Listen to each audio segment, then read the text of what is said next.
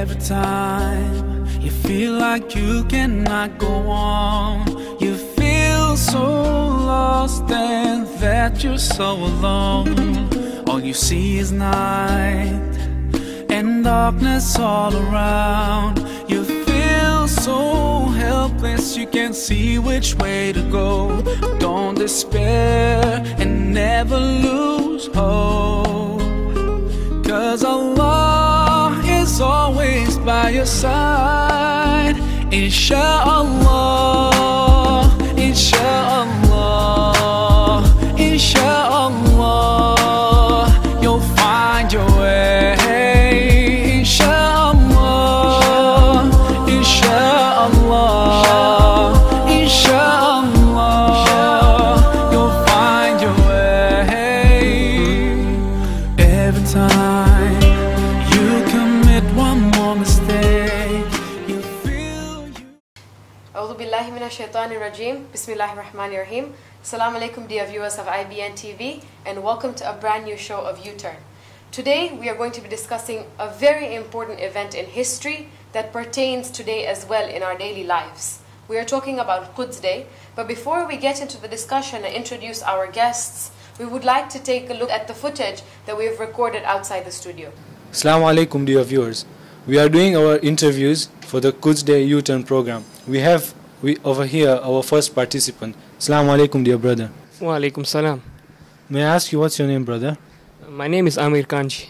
Okay, brother Amir, the image that we have here is of two leaders in the Islamic world.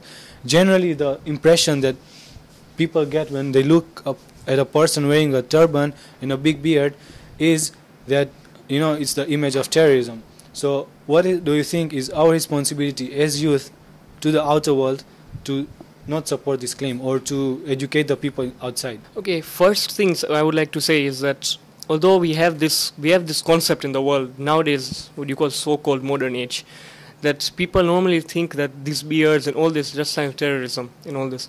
So what I think is mostly it's not like our fault, but it's lack of our own efforts to educate the people. There are very few people who actually know about what is Islam and what do people in Islam have, what do people in Islam do. Like for example, in our rules, in our Shariat, it is there that as for a man, he has to keep a beard. And if he's like educated, or like one of our leaders which we see over here, he has a turban on. So I strongly believe that if we want to stop this claim, the first thing is that we have to educate the people. Because if we just start spreading awareness, like, you know, someone will come and tell us today that, you know, these people are terrorists, these people are terrorists. We can't just tell them that we are not terrorists. We need to prove it to them. So first, before we prove it to them, we need to educate them. By educating them, we need to tell them what is our Sharia tell us. What does this thing? For that, if they are able to understand it, that way they'll be able to respect us for who we are. And that will therefore remove the claim from these people. I truly agree with what you said, that lack of knowledge sometimes creates problems that, you know, we need to clear out in the society. The second question that I have for you is regarding our responsibility as youths regarding Quds Day. A lot of oppression is going on in the world, but us as youths sitting in Dar es Salaam, Tanzania, okay, and we see oppression going on in different parts of the world, such as Burma or Haiti or Palestine, okay. What do you think we as youths can do? Honestly, what I feel, your question is very true. I believe that until now, what I feel that as much as we do for the world, as much as we do for our religion, it's never enough. Therefore, whatever we can do, we have to try our best. Like one thing that we can do, and what we are doing at the moment. Like the way we know that in Dar es Salaam, in our community, Shia community, we have a group of youths in which they run the debating society of Husseini Madrasa. Here normally we see every year, normally just for the Quds Day, there's so much work done, so much effort put in to actually draw the attention of the world to what oppression is going on in the world. So by this, first what we do is, the main aim is to spread awareness. And how do we spread awareness? Firstly is that we design t-shirts. T-shirts, when someone walks on the road and some random people or anybody just looks at the t-shirt, they will definitely get attracted to it. When they get attracted to it, the first thing they will want to do is read it. If you put something which is actually true and which is actually appealing to someone, they will definitely want to look at it. So now, for example, if we have these t-shirts, we have the keychains, we have the banners sometimes which we put, all these kinds of things. First thing we need to do is we just need to keep awareness. That's what the debating society does at first. We spread awareness. Out of that, when we spread awareness, our main motto is that we learn for the Almighty, we teach for the Almighty, and we serve for the Almighty. Here, when we are learning for the Almighty, first that we need to do is we need to learn more about our religion, more about Quds itself. If we learn about it, we are able to teach others. When we are able to teach others, that's when we'll be able to serve them. This is what I feel we are doing at the moment, and what we should carry on doing. As you say that you are having different programs at the mosque and centers, but this is confined to our society only, our Khoja society. What do you think we can do for the whole Muslim world outside there? Because there are many Muslims who are being killed, many Muslims who are being oppressed, and many Muslims who want to have a say, but they can't have a say. So what can we do sitting in Dar es Salaam, Tanzania, and spreading the message towards everyone, not only Muslims, but to non-Muslims as well? What I feel personally is that we need to spread awareness, like you said. So the first thing that we do is this Friday on Quds, we will be going to the Mtoro Mosque here. And this is actually a place of learning for all Tanzanians. The thing is, look, that it's not that we can do everything in one day. It's like just the saying goes, we cannot drink all the ocean's water in one day. We can start slowly. So first we start with the community. Now we want to go out to the community. So now we want to spread the word to the Tanzanians. So this is what we do right now. We go to the Mtoro Mosque on Friday. We tell the people there what is Quds. We teach them what is Quds itself, because people just hear that this is Quds. This is like, what is Quds itself? You find many people asking. Therefore, we will go there. We will need to tell them. We need to explain to them what is going on in the modern world right now. That's what I feel. Assalamu alaikum, brother. Thank you for agreeing to do this Uturn interview. Can you please introduce yourself? Alaikum salam. My name is Muhammad Hussein Rashid. The last Friday of Ramadan has been declared Quds Day by Imam Khomeini. What do you know about this? Well, I do have some information about Quds Day. It's usually for the oppression going around the world, and our Ayatollahs and Marjas have asked one specific day to remember all the people who are facing this oppression, and they've chosen it to be the last Friday of Ramadan. So is Quds Day just for the oppressed Muslims around the world, or is it for the oppressed people? I think it's for the oppressed people, but if you see nowadays, most of the oppressed people are Muslims. Bahrain, Syria, everywhere you see Muslims being massacred, So it's for all people, but Muslims in specific. Do you think that others know about this as well? Apart from us, our Jamaat Khoja, I don't think people really know about Quds Day, because we have programs for ourselves. We have Imam Bargas, we have Quds Day programs. We give out flyers in our mosque. We do try to go out, but then the information going out is not enough. So I think there's a need. We need to give out more information to the Sunnis, to the Christians, to the Hindus, and all other people around. Assalamu alaikum, brother. Thank you for giving us your time for this Uturn interview. Can you please introduce yourself? Wa alaikum salam. My name is Musaddiq Damji, and thank you for having me on the show. As Muslims, we usually commemorate Quds Day in the month of Ramadan. What do you know about this occasion? Well, I just a few years ago I found out a few things about Quds Day. As a kid, I had no idea what Quds Day was, but growing up, I heard a lot about Quds Day from the community members, from friends, from my family, and I looked into it, and that's how I came to find out about Quds Day. Did you find out about Quds Day through a special program, or was it through your own research? Well, the first time, personally, as a kid, as I said, I had no idea. But I had a cousin growing up who usually followed the news and everything about the marjas and about the Quds Day. And he introduced me. He explained to me basically what the Quds Day was and when it was introduced and why was it introduced and so forth. So Quds Day is about showing our solidarity with all the oppressed people around the world. But us here in Tanzania, we are not being physically oppressed. So why should us as youth in Tanzania, why should we care about Quds? Well, first of all, as Muslims, we should always be aware of how our other fellow Muslims are around the world, and that is not happening at the moment. I mean, although we are trying to aware ourselves about the situations, but we're not. We need to do a lot more than what we're doing right now. So us being so far away from the area where the oppression is taking place, and most of us are not in a situation where we can move to the place and physically defend our brothers. So what should we do? Create awareness.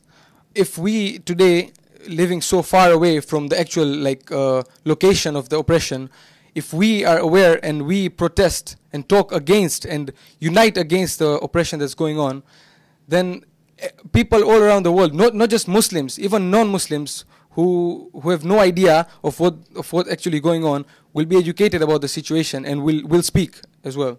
So that's how we can bring a change. This is Syed Kazim, Uturn, IBN TV. So, like we saw in the footage that was recorded outside the studio, where we had different people talking about what they thought Quds Day means. Now, can you please introduce yourselves? Hassanali, studying pharmacy at Aston University in Birmingham. Taha Ramsi, I represent Debating Society, a youth organization based in Dar es Salaam. We try to spread awareness about our Shia belief, and we recently launched a shirt on Quds Day that is sold in the mosque. My name is Sumaya Karmadi, and I'm getting into a foundation in science and pharmacy. My name is Sadika Jarj, and I'm currently studying biotechnology in Toronto. Thank you so much for coming on the show, and inshallah we hope that we can shed some light on this issue and create awareness, at the same time discuss some of the points that we have and possibly find a solution at least within our society here in Dar es Salaam. So before we get into the issue of talking about what is happening and what is the situation around the world for Muslims, how can we change it, what can we do ourselves to bring that change, can one of you or can we all introduce actually what Quds Day is and how it originated? Quds Day was founded in 1979 by Imam Khomeini. It was an annual event to show our solidarity for Palestine and against Israel and their Zionist state. Okay. So this brought about a lot of unity amongst us Muslims. Us Muslims, that's true. So the question that we get asked a great deal is that why so much concern for Palestine? Why dedicate a whole day in the month of Ramadan for them and for the atrocities that are happening there? Can we discuss a little bit about that? The reason that there's so much emphasis on Palestine is because the fact that Palestine itself has Masjid al-Aqsa, Bayt al-Maqdis is over there. So we have even prophetic traditions which say that the history about it, that there's so many prophets who have brought about their message, who've preached their message in the lands of Palestine. So it has a historical basis as well. And in the contemporary side, we have the fact that because there's so much atrocities going on in Gaza right now, we hear all the time in the news that Palestine is always in the news. There's always deaths in Palestine. There's always injured children in Palestine. So because of that, because it has a historical basis and also a contemporary significance, I think that it is very important that, that's why there's so much emphasis on Palestine. Emphasis on Palestine, definitely. And one of the Surah Bani Israel, which is also called Surah Isra, says that from Masjid al-Haram to Masjid al-Aqsa, where the Holy Prophet took the journey. So it is definitely a blessed place. It is a place where our prophets have walked in the past. And in our discussion earlier, you also mentioned that it is a place and it is an area that it has utmost significance for a lot of religions, for Christianity, Judaism, and Islam.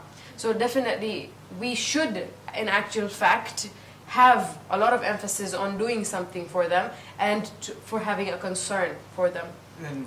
And it's not only Muslims whom we are standing against. The Bayt al-Maqdis shows importance for Christians and Jews also. Yes. So by standing up against oppression, we're not only standing up against Muslims, but we're also defending on the Christianity and the Judaism side. So we are defending. So bring unity among the Abrahamic religions. Definitely. Stand up against oppression. So we are not standing up only against the oppressors for Muslims. We are also standing up for other faiths as well. Yes. And also the fact that Bayt al-Muqaddas, Masjid al-Aqsa, was a Qibla. Yes. So considering that part that point. That is why we have a lot of concentration on Palestine. Yes. The Muslims are all around the world, Yes. and they're all being oppressed. Yes. Places in Yemen, Saudi Arabia, Karachi, just name it. Our Muslims are being oppressed, and we're standing up for them. Yes. But mainly Palestine because of the reasons that the sister Sumaya and brother Snain have given, and also because it was Qibla once upon a time. Yes, like definitely. So, when we are talking about this oppression that is happening in all over the world, there tends to be less knowledge among us youth sometimes, because as somebody pointed out to me earlier, we are also oppressed. My discussion with Sister Sadika earlier, she was telling me that there tends to be a time that we also are oppressed, because we are sometimes under so much pressure that we don't even realize it. I also feel that we are under the oppression of social media, where we don't really stand up and say what we want to say because we are bogged down by these things. So there's definitely a need to go forth and break those shackles. But with regards to what you are saying, that there are so many places around the world, can we enlighten the viewers a little bit about some of these situations around the world? A good example is Syria. Syria was a peaceful place until a year ago. Within a year, so much change has taken place that the most peaceful place, one of the peaceful places in the world, has become the most dangerous places now. And actually, the terrorists are not yet known 100% from where do they originate. Reports show that they originate from outside in the bordering areas such as Turkey and Jordan. But still the awareness is not there, and not everything that happens in Syria is in the news. I think that it is also this whole Islamic awakening that is happening globally. The fact that there's so many different countries, like for example right now Bahrain. Bahrain is a good example. The major population is Shia, but you see that all of them have come together, Shia and Sunni, and they're standing up against their government. Also, you see like in Saudi Arabia right now, it was otherwise really oppressive government, but now you have people coming out, have the courage, because of what they're seeing happening around the world. Now they have that courage inside of them to actually come out to the streets and say that they're actually being oppressed, so that people around the world actually understand what is actually happening to them. And then you have Pakistan as well, where you have like even calling yourself a Shia, being a lover of the Ahlul Bayt, if you have the name of Ali or Hassan or Hussein, they just martyr, they kill you at like that same instant. So it shows that there is really there is so many oppressive regimes around the world, and because of these few countries that have come out slowly, the other countries that are also being oppressed, they also have the courage inside of them to come out to the streets and stand up for themselves. Sometimes I feel like how Islam has been degraded. We're being called terrorists, different names are being given to us. Let's take an example of Burma. The monks there are killing the Rohingyas, right? They are minority Muslims and they are being killed without no reason. So we can't say that we're going to blame Buddhism, because Buddhism is known for its peace, it's known for its spiritual upliftment. So we can't put a religion into stake, because all these religions, there's no religion that supports oppression. They all are against oppression. Yes. Also coming to the point of the fitrah, Allah has given us this nature inside us that we need to stand up for oppression. Yes. Considering that point, I think we should not put down or any religion down, but it comes from the people themselves. What about the point that you were talking about, where the youth also are oppressed? Would you like to expand on that? Well, I feel that this is the way we're discussing, that youths in different aspects of life, example drugs, our youths are much involved in drugs. Yeah. That's an oppression. That's a straight oppression on ourselves. Yes. We need to stand up for it, spread awareness, talk about it, like the way we're using this IBN TV to spread the message around. Yes. So yes, we use our under oppression, and that's why the Quds Day is so important. It's not only for the people of Palestine or only the Muslims. We're standing up for justice. We're standing for the people who are oppressed. Definitely. And with regards to this issue, where we see different parts of the world, non-Muslims, well, let me not put it that way, Muslims are being oppressed, but even within the Islamic faith, certain schools of thought are oppressed. When it comes to the issue of Palestine, it is definitely the area that it is located in. It is from the origin of Hanbali and Shafi'i schools that we get from Sayyid Amar's lecture in Ramadan of 2009, if you'd like to check it out. And he says that despite of that, people around the world will still support it. The Quds Day itself was brought about by Imam Khomeini, who maybe not from that school of thought, still thought that it was so important to talk about those atrocities because they were going through that much trouble, because they had those many tribulations. So when it comes to linking it to this, you're saying fitra, it is definitely inborn in us that we will feel pain for these people, whether they are Muslim, like you said, or non-Muslim. And would you like to add to that, where you were talking about the ummah at large? Okay, so I was saying that even in the Quran it says, فَأَتَسِمْ بِحَبْلِ اللَّهِ, so hold on to the rope of Allah and do not disunite, okay? So this shows us that, we might have different sects, but when it comes to like oppression and justice, we have to become the Musa of our time, These oppressors are the Fir'auns. We heard from Sheikh Jafar Ladak's lectures in this month. So he said that, we have to become the Musas of our time and stand up against the oppressive governments, which are the Fir'aun of this time. To add up to Sister Sumaya, there's a saying that says that if one part of your body is hurt, the other parts also are hurt. Same way, if a Muslim is hurt, it directly affects us. But just that I think we need to realize that that people are being oppressed and we need to stand up for them.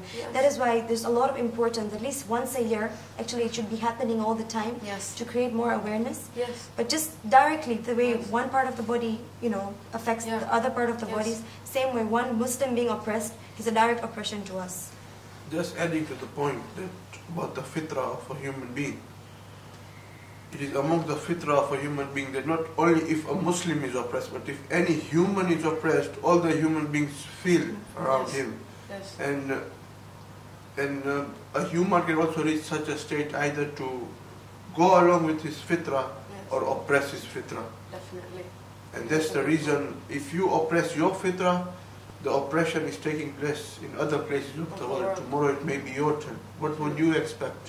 What if people are silent and don't spread awareness about you as a human being being oppressed? Definitely. But that's basically creating, the Quds Day basically is creating a unity amongst the human race. Not only Muslim, but all human beings at large. And I think the fact that that was raised, I think it shows that, that this Quds Day is where all Muslims, or everyone unites under the banner of, justice. Definitely. So basically what it is that anyone would expect, like any person from any sect would expect anyone else, if the person is being oppressed, he would expect other people to stand up for him. And so it works that way, it's just how humanity is, like, we care for each other, and so it just... So just to add on these points that you both, the three of you have said, that there is a saying of the Holy Prophet that if you wake up not knowing the affairs of your Muslim brothers, you are not a Muslim. That goes out to show that do not oppress that fitrah that you have. Because today, you and I have a voice. We have cameras in front of us that are recording what we are talking for the people of Palestine, for the people of Burma, for the people of Saudi Arabia, for the people of Mexico. They don't have a voice. They don't. Their voice is shut down. The governments there don't let them talk. Media block it, like you were saying. It doesn't let the message reach across. But we have a voice. So I think our responsibility is even double and triple. If you would like to expand on the saying that is on your T-shirt. First, let me say the saying.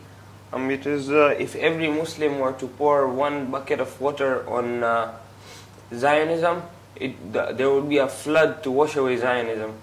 So this would be that if every one of us would even try and bring some awareness, like if all the Muslims around the world, the fastest growing religion in the world, if we all went against Zionism, of course the state of Israel would be vanished.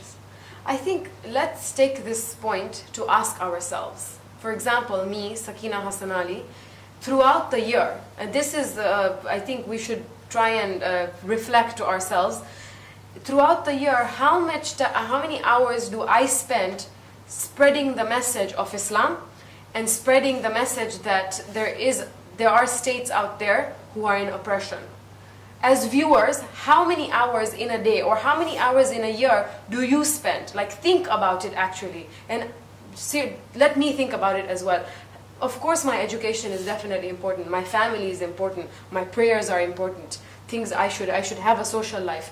But when we think about our purpose in life and what we are going towards, I think it's important that we ask ourselves that when we are looking at the purpose of our life, how much time do we spend for these oppressed people? Now that we've established that all of us have a responsibility.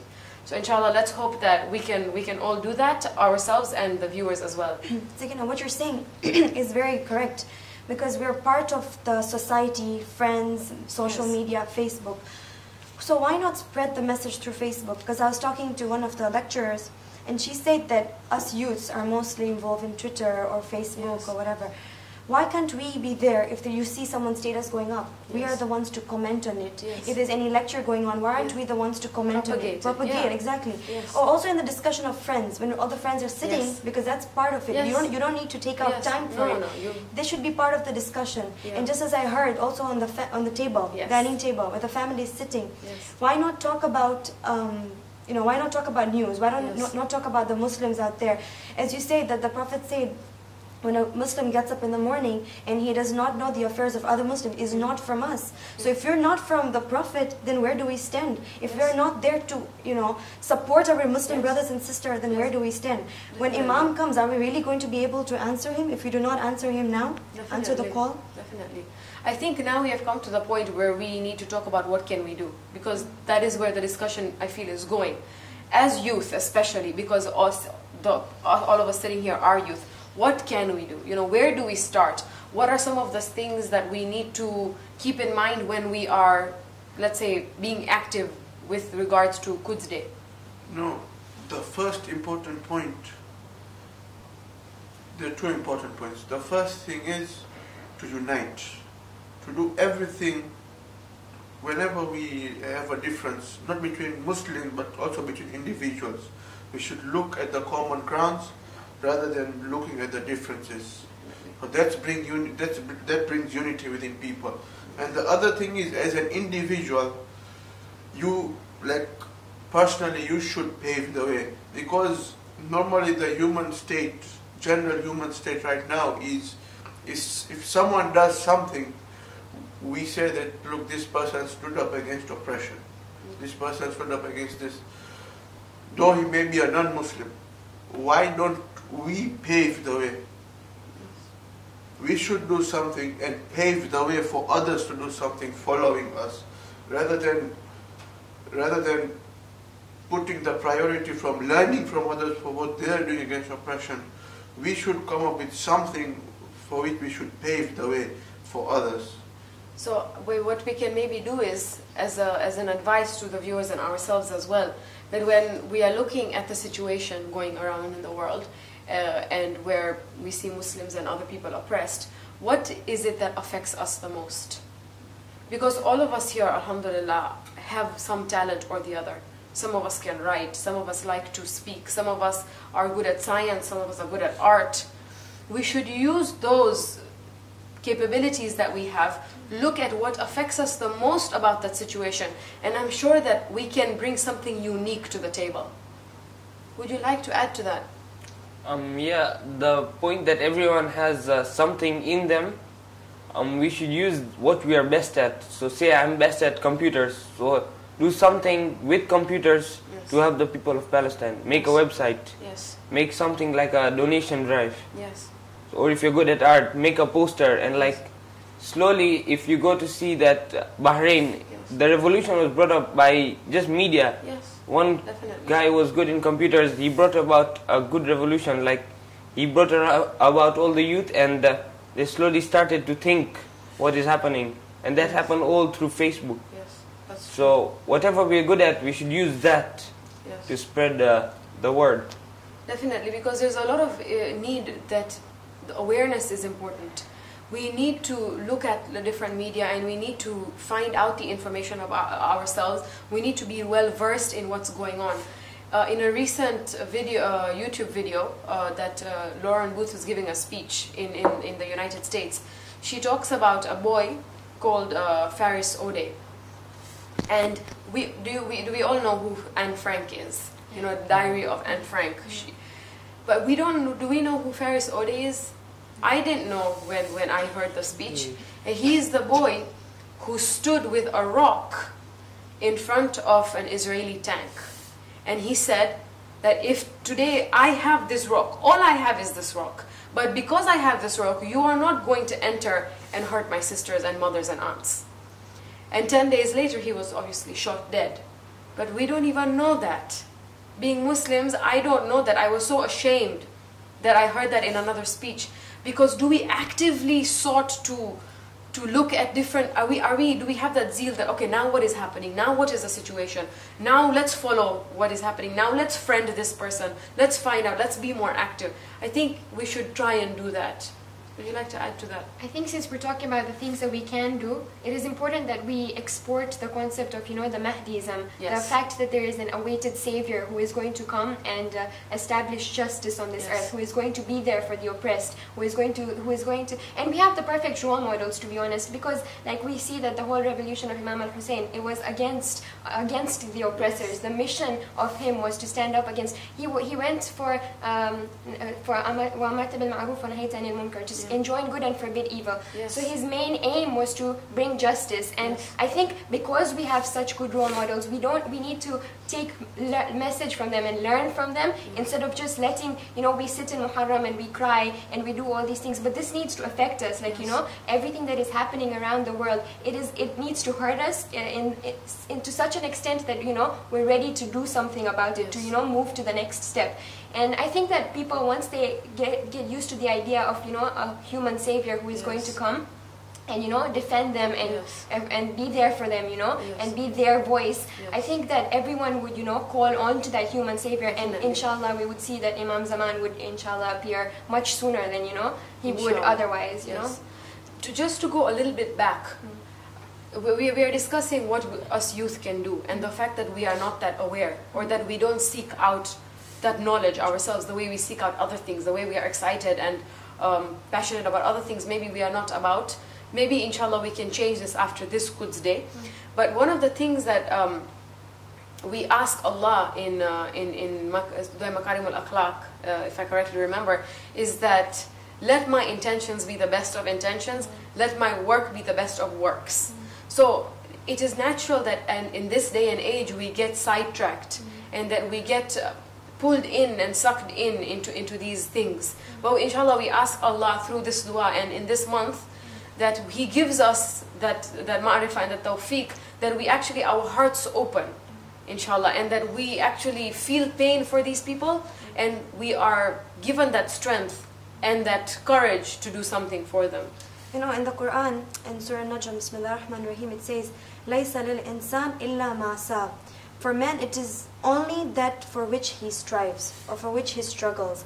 So if you look at this ayat, you see Islam is not based on the output, but in the struggle to get the output. Yes. Like a couple of YouTube videos, if you search, you see Bahraini youths. Yes. They're holding fire, rocks, and they're trying to throw at the oppressors. Yes. Well, they might be killed, but the struggle to stand up against the oppressor is important. Definitely. Just the way Quran says that Allah is not looking at the output; He looks at your intention and the struggle to stand up for the oppressors against the oppressors. A few years ago, when Sheikh Al-Medina had just come to Dar es Salaam, he was describing that who won actually in Karbala. How many of Imam Hussein's army died? Almost all of them. And how many of Yazid's army died? A lesser number. But at the end of the day, look at Husseiniyyat and look at Yazidiyat today. All these years, thousands of years later, who do we celebrate? Who do we commemorate? Who are we proud of? Who is it that when we listen to his name, we shine out with pride? And that in Muharram, whatever part of the world we are in, we wear black and we say that, you know what, I'm mourning for my Imam and I'm proud of what happened in Karbala.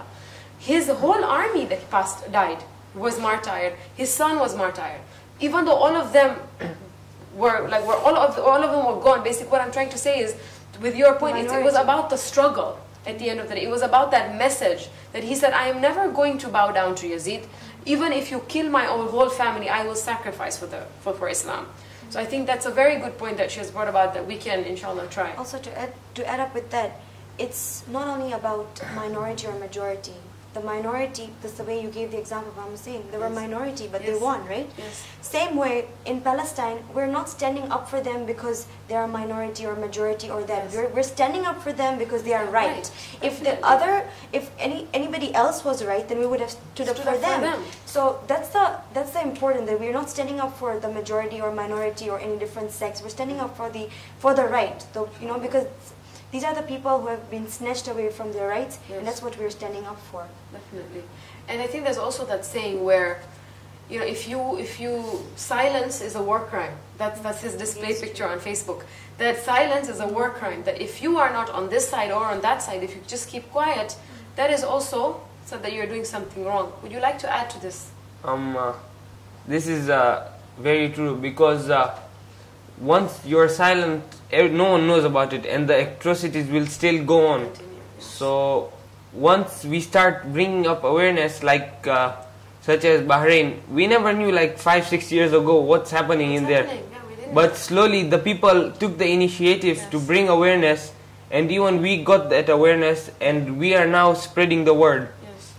So if you're silent, it is a war crime. Definitely. Even in Zakat Ashur, we recite that, we send la'an on the people who heard about the tragedy of Karbala but remained silent about it. So it shows that, it's important that when we see this stuff happening around us, that we actually have a voice. Like we see that non-Muslims were inspired by this tragedy of Imam Hussein. Like Mahatma Gandhi came out and said that I learned how to achieve victory while being oppressed through Hussein, Yes. And he took 72 on his Salt March because he wanted his 72 to be eternal as Imam Hussein's 72. Yeah. So like this kind of shows that remaining silent is not the solution, and if we a little bit of voice, you might think that it doesn't matter that much, a Facebook post or a Twitter message, or you might think that it doesn't matter, but like you again said, that it's all about the struggle to get there. So inshallah, that even a little is appreciated. And Definitely. And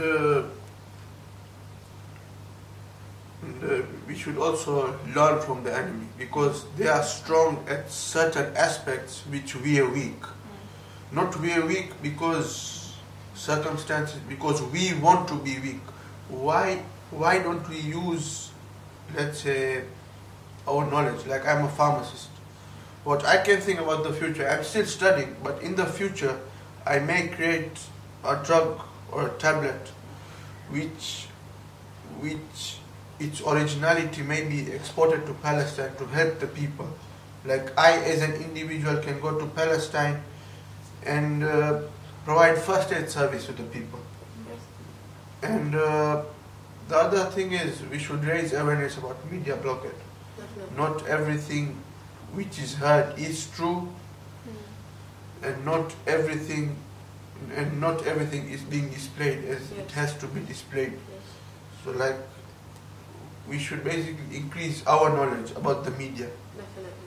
Why is there a blockade, and how should we try to remove the blockade?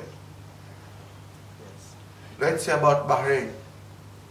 Nothing, like in channels like CNN, BBC, nothing was coming about Bahrain until when one of the news agents went there and maybe got tortured or maybe got caught by the Saudi people. That's when they raised awareness. It's like selfishness. You see, the oppressor has two qualities.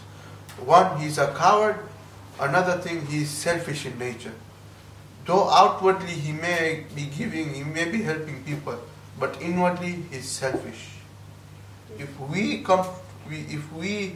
learn about these two qualities about the oppressor, we can have the power to overcome the oppressor. Like cowardness, the oppressor is a coward, so we should not be cowards.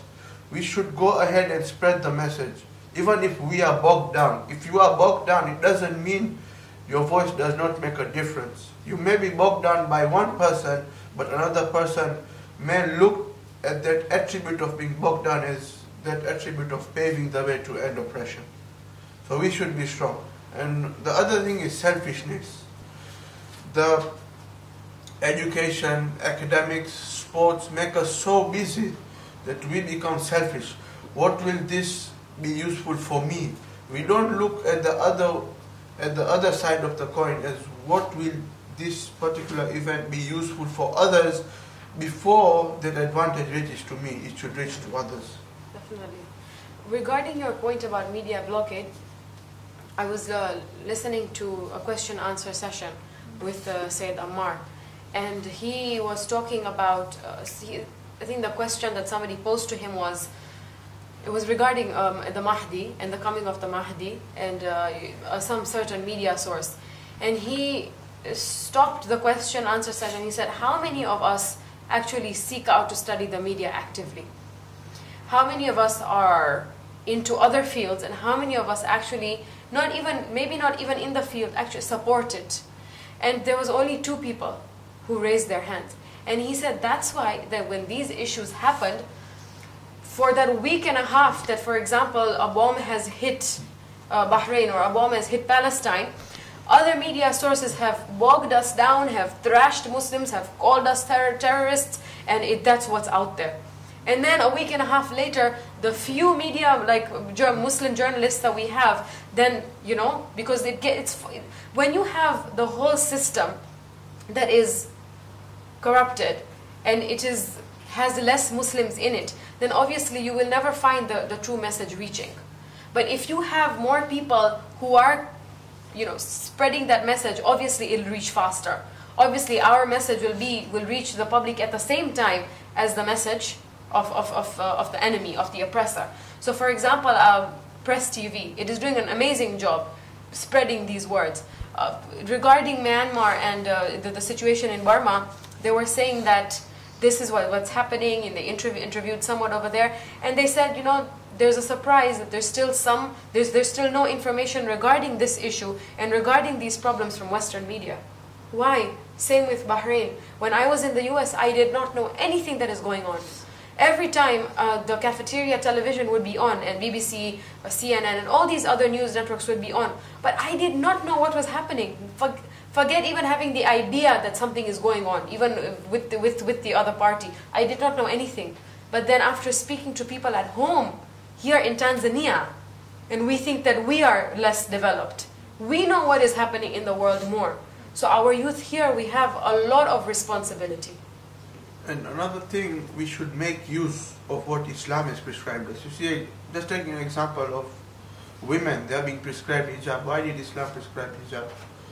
Because maybe women have the power of speech more than men, some women. So we should make the use of hijab. Because let's say if a CNN officer is not a Muslim, or a CNN journalist, he can't go to that depth in media issues or looking at what's actually the situation. But we as Muslims, we have the weapon of hijab, which makes us go to the depth of the situation, because hijab protects us. We should make use of the protection and go ahead and see what the actual situation is, and as Sakina said, to specialize in journalism and media. That's one of the most important things. I think since we're talking about, misconceptions of the media, we would say that, there's a difference between Zionism and Judaism. It's actually 2 different things. Zionism is actually an ideology which says that, they are the chosen people, and they're very racist ideology. So just like the apartheid in, South Africa, yes, or all these other things that, we stood up against, Zionism is also something that we stand up against, not the Jews. Definitely. Yeah. It's important that we make that distinction, because since, like you said, we are talking about the Western media, and we are talking about how the message of Islam is sometimes distorted, and that is an oppression towards Islam as well. If you today tell me that because you're wearing a hijab, you are a terrorist, that you're oppressing me, obviously, and I have to stand up and tell you, you know what, no, my hijab is a weapon for me, it is my strength, and it is not because it doesn't mean that I'm a terrorist. Stop being racist. Okay. I think it's important to say that. And adding to the media blockade, I would like to raise an ayah of the Quran, Surah Hujurat, verse number 6. It says, when a fasiq comes towards you with a certain piece of news, don't believe it, analyze it first. It means that we should not believe everything which we hear from anyone. We should analyze it first. And the other thing is, like I was recently in Birmingham during my holidays, and it was when the Olympic torch was coming to Birmingham. Everyone was celebrating, but it was to my utmost regret that I saw a Christian lady giving out flyers spreading about the second coming of Jesus Christ. She actually researched about Zionism and gave a good example that though there are technological advancements taking place, scientific advancements taking place, but some of the scientific advancements are to the benefit of the Zionism, where their motive is to make the population of the world less. And therefore, she raised an idea about the global vaccine, which is going to be announced very soon. She said, we have to be aware. They will say that the global vaccine prevents all the diseases, but the actual motive is to kill people with that vaccine. You see, again, to the concept of Mahdiism. Christians go far ahead, give out letters free to everybody. They say, look, this is the second coming of Jesus Christ. How much of me, talk about myself, how much do I spread the concept of Mahdiism and look at the objectives of Zionism? The objectives of Zionism are quite hypocritical, as I would say. After reading that letter, I came to know that not every medicine, not every drug, not every vaccine prevents you from a certain disease. There can also be a secondary cause to it, because it is the same Zionists taking people to the idea that it's a global crunch. The idea of the global crunch might not be true. It might be stopping people from spending in certain areas which is harmful to them or which will break their backs. So that's why they're bringing the idea of the global crunch. And they're saying about medicine, this drug, that drug. Okay, drugs may be useful, but not all drugs are useful. It may be some drugs may be used to kill people, to reduce population, so that they can rule over the minority. Thank you so much for that. I think that just calls out to how much aware we need to be and how much we need to read more and create awareness. If we have some more concluding points from all of you, and I think we can, inshallah, end with the concept of Mahdiism and Imam Mahdi when he comes and our responsibility towards him. So I would say that the importance of standing up for the oppressed people is really emphasized in the religion of Islam. Like we see that Imam Ali, even in his last will to Imam Hassan, he says, out of all the things that he mentions, he makes sure that he mentions, that you stand up for the oppressors, and stand against, the oppressors. So it kind of shows that this religion is actually a very peaceful religion. So this religion of Islam is actually a very peaceful religion, which promotes justice and which promotes standing up against the oppressors, and I think that we need to take this message down and spread this message with the voices that we actually have. Would you like to add to that? For the saying 341 in Nahjul Balagha by Imam Ali, it says that the day of justice for the oppressor that will be more severe than the day of oppression for the oppressed done by the oppressor. Yes, so the day of justice, as we know, the day of judgment will be very harsh for these oppressors. Definitely. And also, I was once reading this poster. It was like the world achievements. Nazism, we stopped it. Apartheid, we stopped it. We must stop Zionism. This is now, it's becoming almost, it is worse than the Nazis. So. And another thing I would like to add is, we should contemplate, not only read the translation, read the tafsir of Surah Al-Nasr, which says, إِذَا جَاءَ نَصْرُ اللَّهِ وَالْفَتْحِ. Remember the day when the help of Allah subhanahu wa ta'ala will come, and it will be a day for victory for the oppressed. Why shouldn't we contribute something which will enhance the nasr of Allah subhanahu wa ta'ala to come down? And we should not take a neutral stand, because when the help of Allah subhanahu wa ta'ala will come, we should either be on the right side or on the wrong side. Why shouldn't we do a bit for oppression? If we can't do a lot, just do a bit for oppression, so that you should be on the side of the oppressed and be happy when the nasr of Allah will come. That is the 12th Imam, rather than being silent and not knowing what to do. So maybe when the 12th Imam will come, you might be on the opposite side. Definitely. Would you like to add to that? And silence is a tool which an oppressor uses to continue oppression. Because he says, no one is saying anything, oh, let me do whatever I want to do.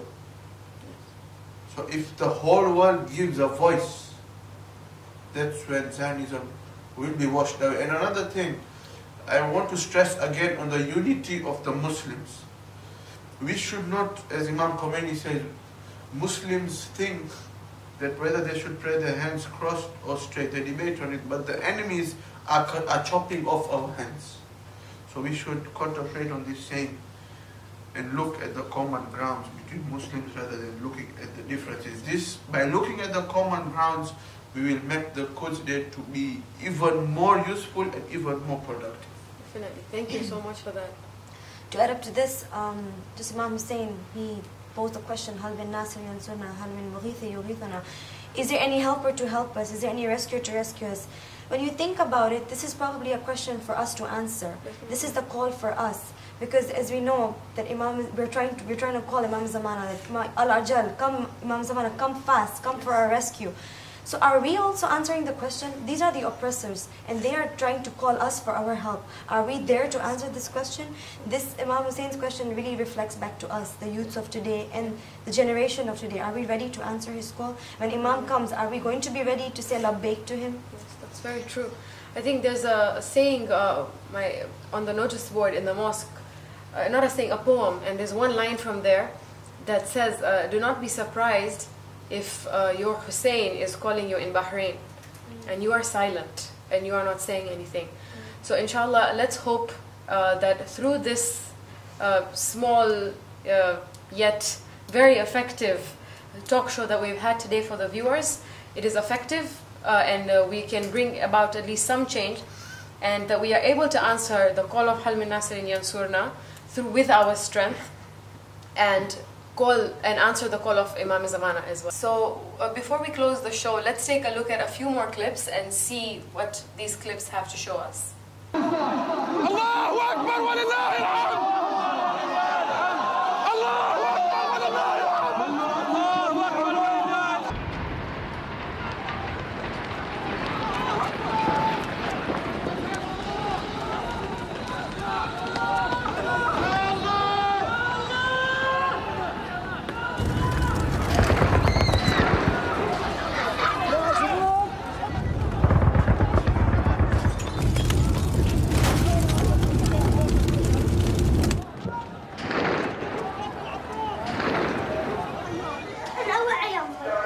تعال اطلع نطلع برا في ايش حد برا عم نطلع ايش بتسوي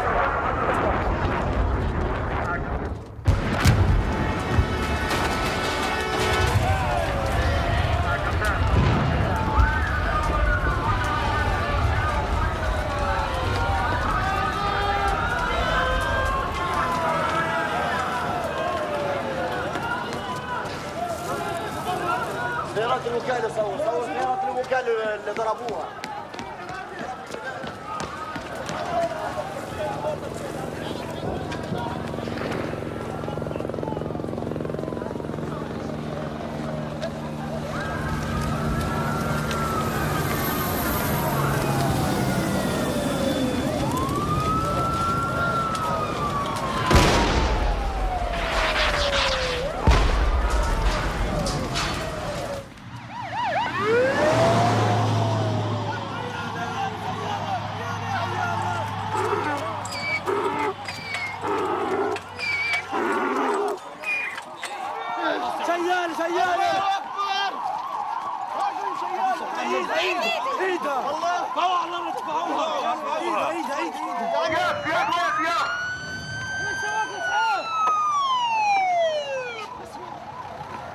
عم هذا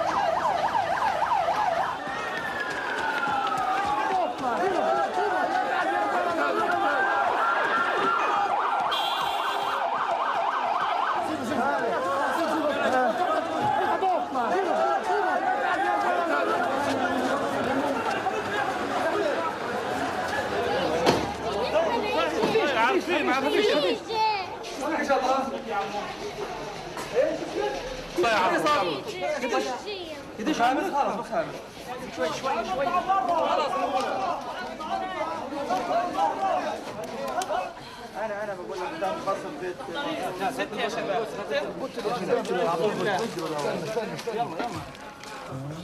شلحوا شلحوا شلحوا يا سمير في فراش ليش صار معك؟ هات لي الشاشه بسرعه على عناية برضه خفيش يعني خفيش طلع علي طلي شوفي انا كويس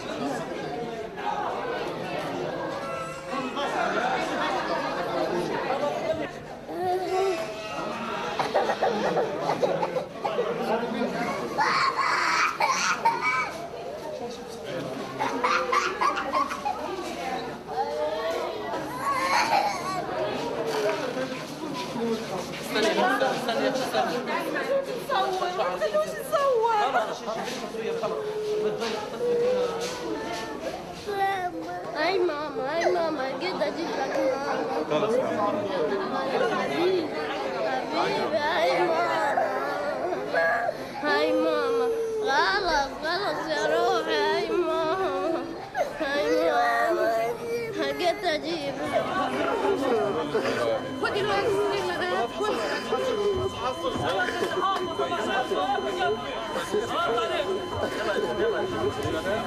يا ابويا سمحت لك تصور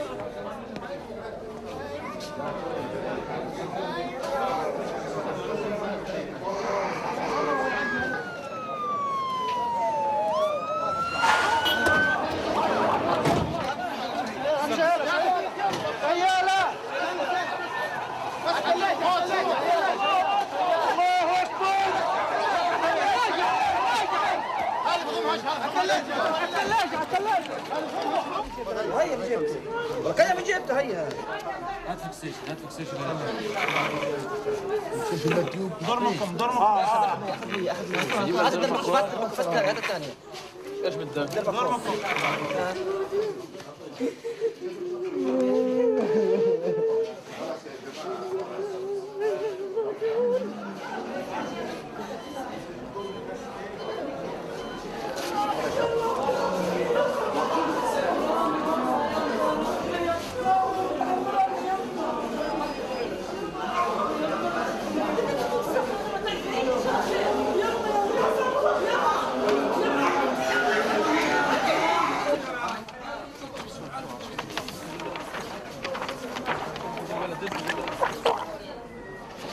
تعجب بين الفراغ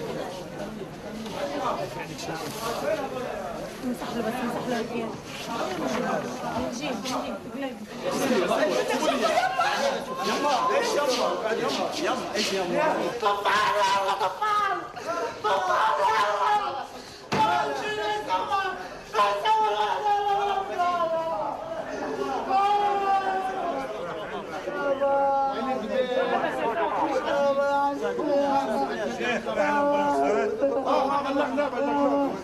حبيبي يا حبيبي يابا ولادي ماتوا ولادي ماتوا ولادي ماتوا ولادي ماتوا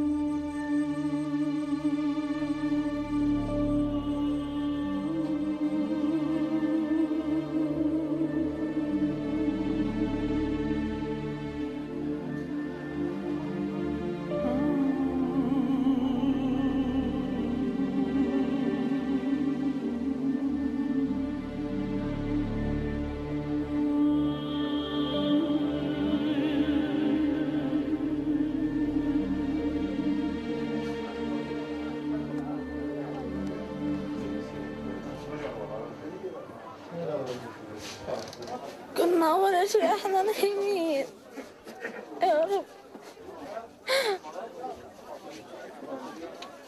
ايوه لا احنا سمعنا صوت ودبة صوت عالي. احنا طلعنا انا واخواتي وما لقيناش بابا، لقيناه مرمي وكله دم. لما اخواتي بدهم يروحوا يشوفوا الاسعاف وانا ضليتني عند بابا وخبطوا كمان دبة. انا اتصابت. وابوك استشهد يعني؟ مش عارفة. واخوتك وين من ما شفتهمش، راحوا يجيبوا الاسعاف بعدين ما شفتهمش ولا مرة. ايش بتقولي لك؟ بسم الله ونعم وين امها؟ وين امها؟ وين امها؟ جرى لها ايه؟ وقعت من الخاف. حطها هي صارت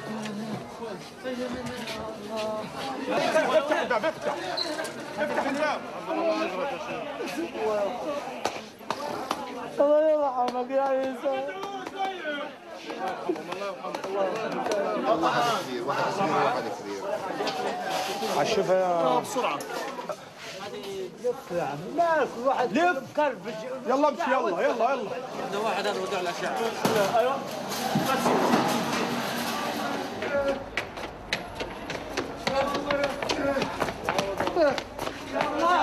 وارخى التلفزيون شوفها يا راد تعال. مخه معاه. قلبها الشقه الثانيه. ايوه ارجع ورا. وريهم مكان اطلاق النار. وين هذا مكفوك؟ وين مكفوك الولد هذا؟ استنى شوي.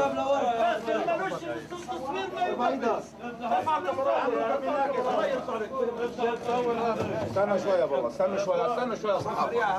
صحابة استنى شوي. ماشي الصحابة دبلجة امسك هيك. هذا اطلاق نار عن قرب. اعدام اطلاق نار عن قرب. اطفال اطلاق نار عن قرب. متعمد قتل مع سبق الاصرار والترصد. قتل مع خلاص. هات التسجيل هات كل الصحافه.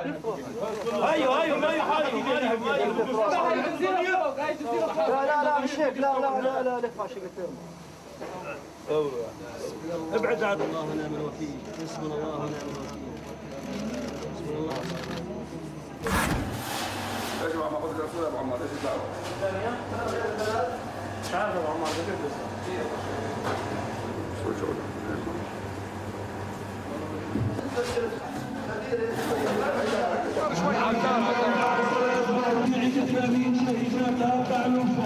وذلك اليوم بعد صلاة الظهر مباشرة من أمام مسجد الخلفاء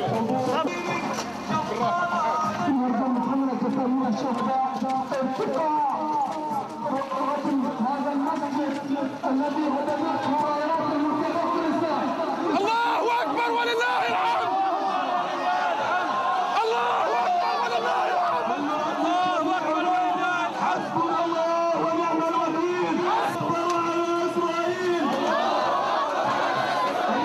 أكبر على إسرائيل.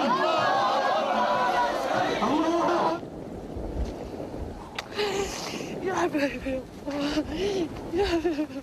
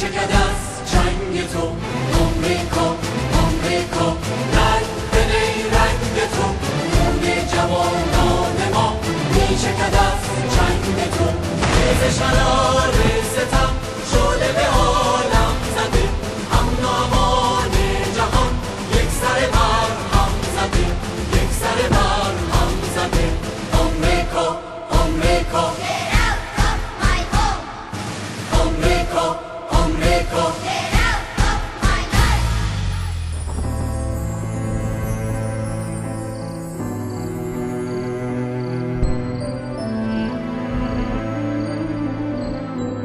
These are my toys and my home. It's my land. This is your culture? Oh, America, get out of my home. Get out of my life.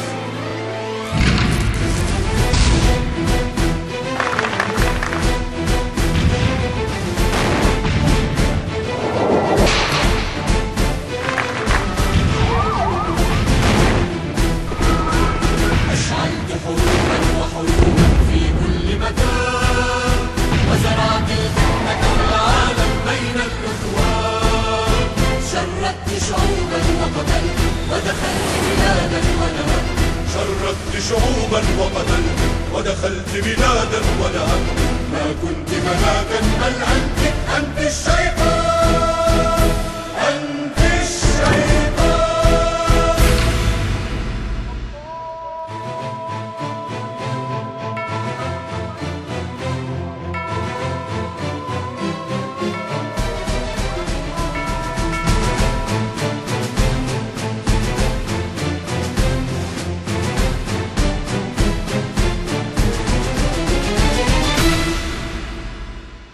We hope that those clips were beneficial for you. They were definitely beneficial to us as well. Thank you.